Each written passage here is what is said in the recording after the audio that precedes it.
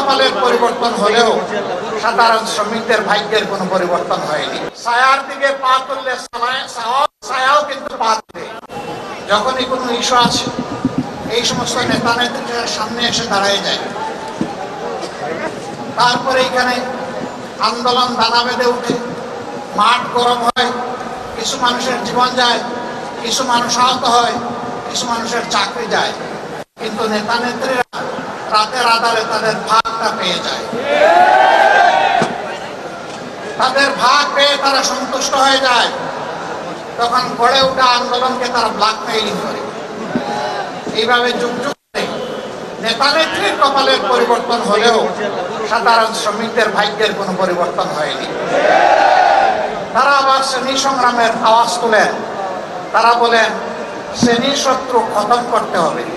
শত্রু কারা? শত্রু হচ্ছে মালিক পক্ষ। আচ্ছা, মালিকও যদি না থাকে তাইলে শ্রমিকটা কাজ করবে কোথায়? আমরা ওই খতমের রাজনীতিতে বিশ্বাসী না। আমরা পারস্পরিক শ্রদ্ধা, মর্যাদা, ভালোবাসার রাজনীতিতে বিশ্বাসী। আমরা বিশ্বাস করি মালিক যদি শ্রমিকের উপর ইনসাফ করে, শ্রমিক সমস্ত যোগ্যতা উজাড় করে মালিককে সহযোগিতা করবে, কাজ করবে।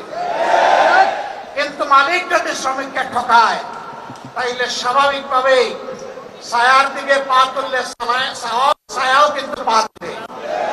তখন আর ওই শ্রমিক বন্ধুটি, ভাইটি, বোনটি তার সমস্ত যোগ্যতা উজাড় করে ওই মালিকের জন্য কিছু করবে না।